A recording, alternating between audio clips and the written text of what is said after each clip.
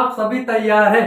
अगर आप सभी तैयार हैं तो चलिए शुरू कर लेते हैं। नमस्कार साथियों, मैं अजय चौधरी आपका भाई आज की सभा में मेरे साथियों आपका बहुत ज्यादा स्वागत करता हूं। मेरे साथियों, जो पिछली सभा करी थी हमने क्लास 11 चैप्टर नंबर 1 समुच्चय की, उसमें मैंने आपको मेरे साथियों क्या सिखा दिया था? उसमें मैंने आपको सिखा दिया था भैया समुच्चय का अंतर। समुच्चय का अंतर क्या सिखा दिया था बेटा? समुच्चय का अंतर। तो आज की सभा में हम क्या सीखेंगे? आज की सभा में कुछ नहीं सीखेंगे, प्रश्नावली 1.4 को स्टार्ट कर देंगे मेरे साथियों, और मजा आएगा मेरे साथियों प्रश्नावली 1.4 में, तो जरूर देखिएगा। तो चलिए शुरू कर लेते हैं। आ जाइए, सवाल नंबर पहला क्या है? सवाल नंबर पहला है, पहला दिया हुआ है, मैं आपको एनसीईआरटी टेक्स्ट बुक में से पढ़कर दिखा देता हूं। पहला सवाल आपने दिया हुआ है, निम्नलिखित में से प्रत्येक समुच्चय का सम्मिलन ज्ञात कीजिए। मेरे साथियों ये बताइए मुझे सबसे पहले कि सम्मिलन क्या होता है, बताओ बताइए सबसे पहले सम्मिलन क्या होता है? तो सम्मिलन में कुछ नहीं है, दो समुच्चय का सम्मिलन। दो समुच्चय का सम्मिलन, ध्यान से सुनिएगा, दो समुच्चय का सम्मिलन उन सभी अवयवों का समुच्चय होता है जो समुच्चय ए के भी हो और समुच्चय बी के भी हो या दोनों हो। इसका मतलब है मेरे साथियों, इट मीन्स, इसका जो सिंपल सा अर्थ है, मतलब है जो है वो है कि मेरे साथियों आप समुच्चय ए के अवयवों को भी सम्मिलित करेंगे, समुच्चय बी के भी अवयवों को सम्मिलित करेंगे सम्मिलन में, परंतु ध्यान रखें उभयनिष्ठ अवयव एक बार आएगा मेरे साथियों। और इसका जो वेन डायग्राम है, इसका वेन डायग्राम हमने कैसे बनाया था? याद होगा, हमने ऐसे बनाया था, रेक्टेंगल बनाया था। और क्या किया था मेरे साथियों? रेक्टेंगल के ए बी कौन से हिस्से को हमने डार्क किया था? किस हिस्से को डार्क किया था मेरे साथियों? हमने इस हिस्से को डार्क किया था। किस हिस्से को? सम्मिलन में इस हिस्से को डार्क किया था। इट मीन्स ए और बी दोनों के अवयव शामिल है, और ये दोनों में जो उपरिष्ठ भाग है ये एक बार ही मेरे साथियों आ रहा है। तो ये हमारा, और हमने इसको दर्शाया कैसे था? आपको पता होना चाहिए हमने सम्मिलन को कैसे दर्शाया था। तो हमने सम्मिलन को ऐसे दर्शाया था मेरे साथियों, ए यूनियन बी। ए और दो समुच्चय है, उनका सम्मिलन समुच्चय को हमने ए यूनियन बी से दर्शा दिया था। और इसका समुच्चय निर्माण रूप भी क्या है? इसका समुच्चय निर्माण रूप ऐसे होता था मेरे साथियों, एक्स बिलोंग टू ए और एक्स बिलोंग टू बी। क्या X belong to A, X belong to B. और यही हमारा समुच्चय के सर्वनिष्ठ का समुच्चय रूप होता था मेरे साथियों। तो अब बात करते हैं प्रश्नावली 1.4 की। सवाल पहला है, बड़े ध्यान से देखिएगा क्या दिया हुआ है, मजा आएगा मेरे साथियों सवालों को समझने में। तो सवाल पहला हमें क्या दिया हुआ है? चलिए शुरू करते हैं। सवाल पहला हमें दिया हुआ है, पहले का कौन सा है? पहले का बेटा, पहले का पहला है हमारा पहला, यानी कि पहले का पहला दिया हुआ है, सम्मिलन ज्ञात करना है। अपने दिमाग को खोल ले, ध्यान को बोर्ड पर केंद्रित कर दे, फालतू बकवास इधर उधर की नॉनसेंस चीजों से अपना ध्यान को हटाएं और अपने कॉन्सेप्टों पर लेकर आए मेरे साथियों। तो देखो भैया पहला सवाल क्या है? एक्स बराबर हमारा क्या है? आपको एक समुच्चय दिया हुआ है, ये आपको कौन सा रूप दिया हुआ है मेरे साथियों? ये दिया हुआ है हमें रोस्टर रूप। रोस्टर रूप में क्या होता है? अवयव की पुनरावृत्ति नहीं होती है, अर्धविराम से अवयवों को अलग अलग करके लिखा जाता है मेरे साथियों, यही हमारा रोस्टर रूप है। अब बात करते हैं दूसरा क्या दिया हुआ है। दूसरा हमें दिया हुआ है y बराबर 1 2 3। क्या दिया है? 1 2 3। इनका आप सम्मिलन कैसे लिखोगे मेरे साथियों? तो इनका सम्मिलन हम ऐसे लिखेंगे, देखो सम्मिलन का सीधा सीधा अर्थ क्या है? दोनों के अवयव शामिल हो, यानी कि x के भी अवयव आएंगे, y के भी आएंगे। उभयनिष्ठ अवयव कौन सा है? 3। इसका प्रयोग केवल और केवल एक बार करेंगे मेरे साथियों। तो हमारा यूनियन क्या आएगा? इसका x यूनियन y, जो वो आएगा कितना आएगा बेटा? 1 3 नहीं 1 2 3, रिपीट नहीं करेंगे, रिपीट नहीं करेंगे, 1 2 3 5। यही हमारा क्या है? This is union of X and Y. यही हमारा एक्स और वाई का क्या है? यूनियन है। अब बात करते हैं मेरे साथियों अगले सवाल की। अगला सवाल क्या है? दूसरा सवाल है मेरे साथियों, आपको ए दिया हुआ है कोई समुच्चय, और ए समुच्चय में क्या दिया हुआ है? ए ई आई ओ यू। ये क्या है? वोवल है। वोवल यानी कि अंग्रेजी वर्णमाला के ए ई आई ओ यू। और आपको बी दूसरा समुच्चय क्या दिया हुआ है मेरे साथियों? आपको दूसरा समुच्चय दिया हुआ है बेटा, ये दिया हुआ है ए बी सी। क्या दिया हुआ है? A B C. आप इसका क्या ज्ञात करेंगे? आप इसका ज्ञात करेंगे सम्मिलन समुच्चय यानी कि यूनियन। और यूनियन कैसे ज्ञात करेंगे? चलिए ज्ञात कर लेते हैं। यूनियन मत means A union B. Union means बेटा A union B. A E I O U, यानी कि हमने ए लिख दिया, फिर ई लिख दिया, ए के बाद ई नहीं मेरे साथियों, बी क्रम से लिखेंगे, ए बी सी। ए बी सी, ए की हमने पुनरावृत्ति, ए को रिपीट नहीं किया, क्योंकि रिपीट करना भी होता नहीं है सम्मिलन में। ए बी सी, उसके पश्चात डी यहां पर है नहीं तो क्या लिखेंगे ई, ई के बाद आई ओ यू, यही हमारा इन दोनों का सम्मिलन आ गया। अब बात करते हैं मेरे साथियों तीसरे सवाल की, और तीसरा सवाल क्या है? तीसरा है बेटा ये है, इधर की तरफ देखेंगे। तीसरा सवाल क्या है? तीसरा है हमारा ए क्या दिया हुआ है हमें? समुच्चय एक्स ये दिया हुआ है मेरे साथ। ये बताना ये कौन सा रूप है, रोस्टर है या फिर सेट बिल्डर फॉर्म समुच्चय निर्माण रूप है। एक्स एक प्राकृत संख्या है। एक्स क्या है? एक प्राकृत संख्या। प्राकृत संख्या समझते हो? Natural number. अरे जो एक से स्टार्ट होती है भैया वो नेचुरल नंबर होती है प्राकृत संख्या।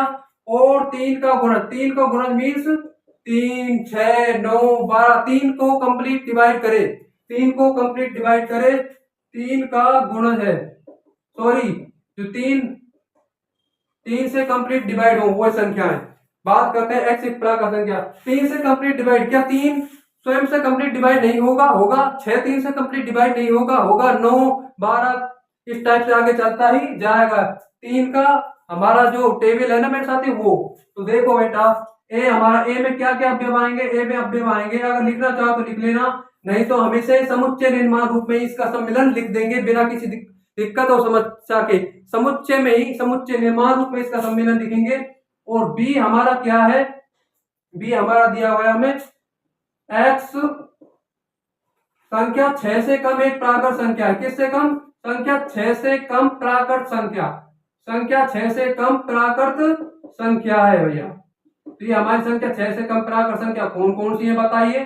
संख्या 6 से कम 1 2 3 4 5, 5 संख्याएं संख्या 6 से कम प्राकृत संख्या 6 इसमें शामिल नहीं है। अब इनका सम्मेलन कैसे लिखेंगे मेरे साथियों? तो इनका सम्मेलन हम लिखेंगे बेटा ऐसे लिखेंगे, A union B, A union B. बाद में क्या लिखेंगे? बाद में लिख देंगे एक्स, एक्स लिख देंगे मेरे साथियों। उसके पश्चात लिखेंगे एक्स, इसका कैसे लिखेंगे आ जाइए, ए यूनियन बी बराबर एक्स। एक्स क्या है? एक्स 1 2 3 4 5 है, हो सकती है, या फिर 3 का गुणज क्या क्या हो सकती है? एक्स 1 2 3 4 5, या 3 का गुणज, या भाई 3 का गुणज, यानी या का मतलब 3 भी का गुणज भी है। और ये 1 2 3 4 5 ऐसे 1 2 3 4 5 6, 6 के बाद 9, 9 के बाद 12, 12 के बाद 12 बाद 15, 15 के बाद 18, यानी कि जिनमें 3 का भाग जा सके मेरे साथियों। ये हमारी हो गई ए यूनियन बी। अब बात करते हैं बेटा अगले सवाल चौथे की, और चौथे के लिए थोड़ा सा रब करना पड़ेगा। तो चौथे सवाल की हम बात करते हैं। चौथा सवाल हमारा क्या कहता है बेटा? तो चौथा सवाल हमारा जो कहता है वो है, चौथा है हमारा ए मतलब समुच्चय। कौन सा समुच्चय बेटा? अभी दिया हुआ है आपको, कौन सा रूप है? समुच्चय निर्माण रूप। तो एक्स एक प्राकृत संख्या है। एक्स क्या है? एक प्राकृत संख्या। कौन सी संख्या? प्राकृत संख्या, नेचुरल नंबर। कौन सा नंबर? नेचुरल नंबर, जिसे हम एन से जो हमारा कैपिटल एन है उससे क्या करते हैं? रिप्रेजेंट करते हैं प्राकृत संख्याओं के समुच्चय को। अब बात करते हैं मेरे साथियों, एक्स एक प्राकृत संख्या है। और क्या दिया हुआ है हमें? और दिया हुआ है एक्स 1 6। इसका मतलब क्या है मेरे साथियों? इसका अगर मैं इससे आप पहले तो मुझे बताइए, अगर मैं आपसे इसका अंतराल पूछ लूं तो आप इसको अंतराल के रूप में कैसे लिखेंगे मेरे साथियों? प्रश्नावली 1.3 हमने सीखा है, बताइए इसको आप अंतराल के रूप में कैसे लिखेंगे? कुछ नहीं करेंगे, अंतराल के रूप में से ऐसे लिखेंगे, एक्स क्या लिखेंगे? एक अपवर्जित है या फिर सम्मिलित है मेरे साथियों। एक्स यानी सॉरी एक अपवर्जित है, यस, क्योंकि यहाँ पर ये चिन्ह नहीं लगा हुआ है, यानी कि एक हमें सीधा सीधा समझ में आ रहा है, एक अपवर्जित है। तो एक हमारा अपवर्जित है, हमने लिख दिया। और जिधर की तरफ अपवर्जित होता है उधर की तरफ कौन सा ब्रैकेट लगाते हैं? उधर तरफ छोटा ब्रैकेट, यानी कि खुला अंतराल। कौन सा अंतराल में साथियों? खुला अंतराल। अब इधर की तरफ 6 तीव्रत अंतराल। ये हो गया हमारा इसका अंतराल रूप। अब बात करते हैं मेरे साथियों, परंतु हम अंतराल नहीं सीख रहे हैं, हम सीख रहे हैं सम्मिलन। बात करते हैं बी आपको दिया हुआ है, बी का भी आपको समुच्चय निर्माण रूप दिया हुआ है। एक्स एक प्राकृत संख्या है। एक्स क्या है? एक प्राकृत संख्या। और आपको दिया हुआ है कि बेटा कहां से कहां तक है? एक्स है हमारी 6 से 10 तक, यानी कि 6 अब वर्जित है, 10 भी अब वर्जित है, 6 भी शामिल नहीं है, 10 भी शामिल नहीं है। अब बात करते हैं इसका आप सम्मिलन कैसे लिखोगे। सम्मिलन का तो सीधा सीधा करते हैं समुच्चय ए के भी अवयव और समुच्चय बी के भी अवयव उभयनिष्ठ अवयव का प्रयोग बस एक बार होगा। तो सम्मिलन हम करते हैं ए यूनियन बी, ये हो गया हमारा ए यूनियन बी। अब क्या करते हैं समुच्चय निर्माण रूप में इसको लिखते हैं। एक्स क्या है, एक्स प्राकृत संख्याओं को बिलोंग करती है, ये मैंने लिख दिया। एक्स बिलोंग टू प्राकृत संख्याओं के समुच्चय को, दोनों में प्राकृत संख्या आ रही है, इसमें प्राकृत संख्या इसमें प्राकृत संख्या, इसलिए मैंने इसे प्राकृत संख्याओं का समुच्चय लिख दिया मेरे साथियों। अब बात करते हैं कहां से कहां तक हो सकता है एक्स का मान। एक्स का मान हो सकता है क्या एक्स एक शामिल है, बिल्कुल एक्स एक नहीं हो सकता।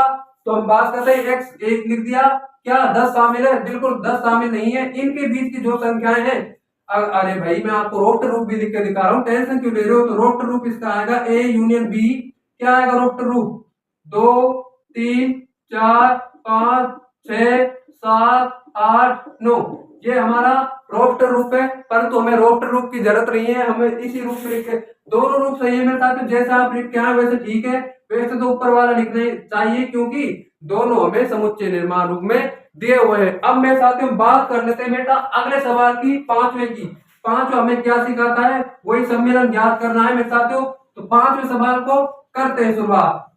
तो बेटा पांचवें सवाल की शुरुआत कर लेते हैं कि क्या कहता है पांचवा सवाल, क्या नहीं कहता है। तो पांचवा सवाल हमारे पास कहता है, आपको पांचवें सवाल में एक समुच्चय ए दिया हुआ है। पांचवें सवाल में आपको समुच्चय क्या दिया हुआ है, ए बराबर 1 2 3, यानी कि ए 1 2 3, और दूसरा समुच्चय बी आपको दिया हुआ है मेरे साथियों, वो दिया हुआ है बेटा 5 5, यानी कि रिक्त समुच्चय। व्हाट इज द 5, 5 क्या, व्हाट इज 5 मतलब 5 क्या रिप्रेजेंट करता है, व्हाट डज 5 रिप्रेजेंट, 5 क्या निरूपित करता है, रिक्त समुच्चय को निरूपित करता है मेरे साथियों। 5 रिक्त समुच्चय को निरूपित करता है। और रिक्त समुच्चय का मीन्स क्या होता है, रिक्त समुच्चय का मतलब होता है एक ऐसा समुच्चय जिसमें एक भी अवयव इंक्लूड नहीं होते हो, रिक्त समुच्चय कहलाता है मेरे साथियों। जैसे कि आप क्लास 11 में पढ़ाई करते हो और क्लास 12th में पढ़ाई करते हो, is it possible, no is it not possible, ये संभव नहीं है आप एक क्लास में पढ़ाई कर सकते हैं। तो बात करते हैं इनका आप क्या ज्ञात करोगे, सम्मिलन। सम्मिलन में क्या अवयव आएंगे, सम्मिलन में जो अवयव आएंगे वो ए वाले अवयव भी आ जाएंगे। और मेरे साथियों अगर इसका आपसे सर्वनिष्ठ पूछ ले तो कुछ नहीं करेंगे, सर्वनिष्ठ सीधा सीधा सा आ जाएगा 5 5। और अगर दो समुच्चय का सर्वनिष्ठ 5 आ जाए तो हम उन दो समुच्चय को कौन सा समुच्चय कहते हैं, डिसजॉइंट सेट कहते हैं। कौन सा सेट कहते हैं बेटा, डिसजॉइंट सेट, यानी कि असंयुक्त समुच्चय।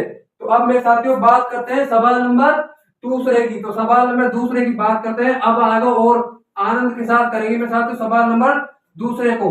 तो दूसरा सवाल में आपको क्या क्या दिया हुआ है, सवाल दूसरे में हमें दिया हुआ है बेटा, वो दिया हुआ है क्या, ए आपको दिया हुआ है ए बराबर ए कोमा बी, ए बराबर आपको दिया हुआ है ए कोमा बी, क्या दिया हुआ है ए कोमा बी। और आपको बी क्या दिया हुआ है, बी हमें दिया हुआ है ए कोमा बी कोमा सी। क्या ए बी का उपसमुच्चय है और ए यूनियन बी इसका ज्ञात करना है, यानी कि ए बी का उपसमुच्चय है ये पूछ रहा है और आपसे इनका सम्मिलन पूछ रहा है। लगाइए अपना एक्स्ट्रा ऑर्डिनरी दिमाग को, लगाइए एक्स्ट्रा ऑर्डिनरी दिमाग को लगाइए मेरे साथियों, जम के मेहनत करते रहिए। मेहनत करने का परिणाम बहुत ही शानदार आता है मेरे साथियों। मैंने क्लास 12th में मेहनत कर 91% स्कोर किया हुआ है। पर मेरे साथियों मेहनत कर रट कर नहीं, रट कर करने पर तो कोई फायदा होगा ही नहीं। किसी भी कंपटीशन में चले जाइए, रट कर अगर आपने अच्छा स्कोर कर भी लिया है ना रटकर, तो उससे कोई बेनिफिट नहीं होगा। जब आपके कॉन्सेप्ट ही मजबूत नहीं होंगे, आपका बेस ही मजबूत नहीं होगा, आपका बेस ही आपके दिमाग में क्लियर नहीं होगा, तो आप जो हाई लेवल के क्वेश्चन आएंगे एनडीए, जेई, नीट या फिर सीयूटी कोई से भी एग्जाम में, तो आप उनको कैसे बना पाओगे मेरे साथियों। तो सबसे पहले हमें अपना बेस मजबूत करना होगा, जो हम कर ही रहे हैं। क्लास 11 और 12 की एनसीईआरटी को कंप्लीट कर रहे हैं, फिर एनडीए के सवाल करेंगे मेरे साथियों, पीवाई को करेंगे, और क्या करेंगे एनडीए की एक बुक लेके आएंगे 1-2, उनमें से आपको अच्छे से अच्छे सवाल, लेवल वाले सवाल हम करवाएंगे मेरे साथियों। तो देखिए बेटा कंप्लीट एनसीईआरटी मिलेगी क्लास 11 और 12 की। सब्सक्राइब कर ले ज्ञानी मैथ्स फिजिक्स यूट्यूब चैनल को। क्या ए बी का उप समुच्चय है? उप समुच्चय का अर्थ क्या है? सीधा सीधा सा मुझे ये बता दीजिए उप समुच्चय का अर्थ क्या है? तो उप समुच्चय का सिर्फ इतना सा अर्थ है मेरे साथियों, कितना सा अर्थ है उप समुच्चय का, कि समुच्चय किसी समुच्चय के अवयव, किसी समुच्चय के अवयव आपको दूसरे समुच्चय में मिल जाए तो जो पहला समुच्चय वो दूसरे समुच्चय के लिए उप समुच्चय कहलाता है। सरल एग्जांपल ले लेते हैं उसे, तो एक दो तीन, क्या आपको ए के अवयव समुच्चय बी में नहीं नजर आ रहे? बताइए। हाँ जी, समुच्चय ए के अवयव हमें समुच्चय बी में नजर तो आ रहे हैं बिना किसी दिक्कत और बिना किसी समस्या के, यानी कि ए बी का उप समुच्चय है। अगर मेरे साथियों दोनों समान नहीं है, अगर दोनों समान नहीं है तो क्या हो जाएगा, यानी कि ए और बी बराबर नहीं है तो जो ए है ये तो उचित उप समुच्चय कहलाएगा मेरे साथियों, और बी ए के लिए आदि उप समुच्चय कहलाएगा मेरे साथियों। क्या कहलाएगा? आदि उप समुच्चय। अगर दोनों बराबर है तो वो उचित उप समुच्चय नहीं कहलाएगा। मैं आपसे एक सवाल पूछना चाहता हूँ, क्या फाई के कितने उचित उप समुच्चय संभव है? बताइए। क्या फाई के कोई उचित उप समुच्चय संभव हो सकते हैं? नहीं हो सकते। फाई स्वयं का उप समुच्चय है। उचित का अर्थ क्या है? उचित का अर्थ है सिर्फ इतना सा है, उचित का जो अर्थ है मेरे साथियों इतना सा, कि स्वयं कि दो समुच्चय आपस में समान नहीं होने चाहिए तभी वो उचित उप समुच्चय हो सकता है। तो फाई के समान है तो ये तो उचित उप समुच्चय तो नहीं, परंतु उप समुच्चय सबसेट तो हो सकता है। सबसेट है, नॉट प्रॉपर नहीं है। अब बात करते हैं मेरे साथियों, इसकी बात कर लेते हैं। आ जाइए इस पर। ए बी का समुच्चय, क्या ए बी और बी में क्या है? A B C. क्या ए के अवयव आपको समुच्चय बी में नजर नहीं आ रहे बिना किसी दिक्कत और समस्या के? हाँ जी, बिना किसी दिक्कत और समस्या के हमें समुच्चय ए के अवयव समुच्चय बी में नजर तो आ रहे हैं। तो क्या करेंगे? सम्मिलन ज्ञात कर लेते हैं, यानी कि ए बी का उपसमुच्चय हाँ लिख देंगे मेरे साथियों। हाँ, ए बी का उपसमुच्चय है। हाँ, ए बी का उपसमुच्चय है, वो भी उचित। कौन सा बेटा? उचित उपसमुच्चय। अब बात करते हैं किस चीज की? इनका सम्मिलन। सम्मिलन का तो सीधा सीधा अर्थ है अवयव समुच्चय ए के भी अवयव इंक्लूड होंगे, समुच्चय बी के भी अवयव इंक्लूड होंगे, परंतु किसी अवयव को दोहराएंगे नहीं, कोई उभयनिष्ठ अवयव एक बार ही आएगा। देखिए ए यूनियन बी का क्या आएगा? जो आएगा वो आएगा ए मजला कोष्टक ए कोमा बी कोमा सी। मेरे साथ तो देख रहे हो? अरे देख रहे हो क्या यार?